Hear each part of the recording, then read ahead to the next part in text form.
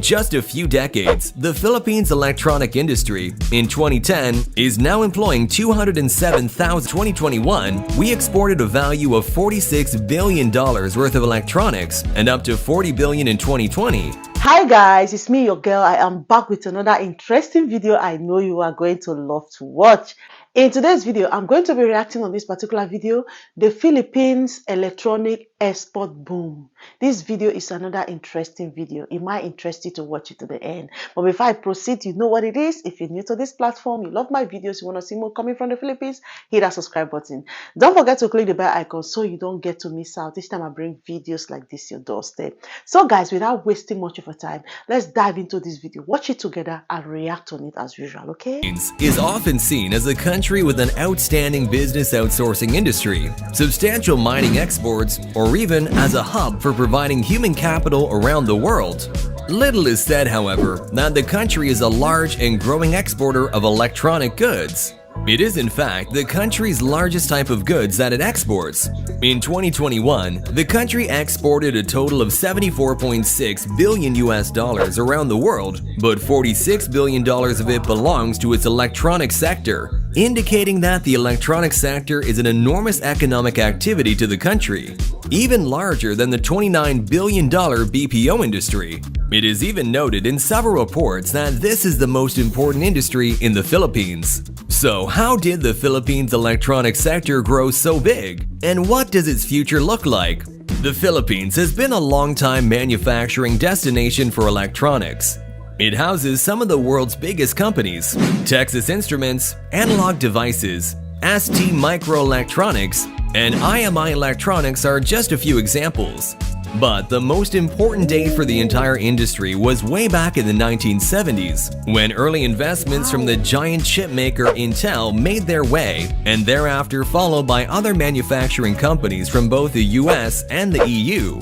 At that time, the industry only employed around 5,000 people. But by the next decade, local firms had seen the opportunity of this so-called electronic manufacturing and paved the way to the start of the country's largest industry. By 1984, it now employed well over 47,000 people, and just a few years after that, Japanese investments came and unlocked a vast amount of potential in the nation. From Toshiba, Fujitsu, Kyocera, Epson, and much more. Come the 21st century, the South Koreans have then followed the trend and began their operations as well. In just a few decades, the Philippines electronic industry in 2010 is now employing 207,000 people. Today, we can see the vast companies spanning across the world operating in the land, and huge investments are still being poured into this electronic industry. In 2021, we exported a value of $46 billion worth of electronics and up to $40 billion in 2020, and doubled that of in 2012 at $23 billion. What makes the electronic industry so big is four institutions, namely the education system, which contributes over 500,000 engineering and technology graduates each year. The increasing importance of the country's research and development centers are also paving the way for the future of the company's competitiveness.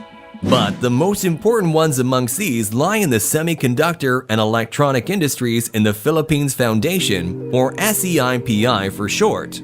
The organization seeking to continuously enhance and improve the lives of the Philippines electronic industry. The reason, however, why this is also important today is because of what happened in 2021, when there was ongoing supply chain issues in the semiconductor field, or as they call it, the world is running out of computers. For the Philippines, this was an opportunity of a lifetime and rather opened a bigger opportunity for the future. Why? Because among the electronic products it exported in 2021, the largest bulk of it was actually semiconductors, standing at 73% of the entire electronic industry. These chips are a key component in powering the computers of today and are increasingly becoming more important for tomorrow's digital future. Hence, why it even became one of the fastest growing exporting goods during that year, despite being so big already. All of these are paving the way for grander opportunities. The future state, on the other hand, seems like everything is in good hands. The government of the nation has continuously been favoring the industry. The Philippine Economic Zone Authority Director General Charito B. Plaza stated that they are looking to improve local electronic locators. and help enable an easier way for the industry's application and permit processing. Moreover, the newly enabled foreign investment of 100% ownership will increase the investment flows into the country and make the industry's demand flourish further.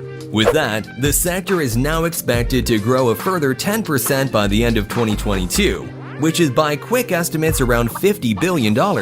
And if the entire industry and government alike execute with precise governance and thorough capital allocation, then we can see that one day the entire electronic export industry may reach the $100 billion threshold in the future.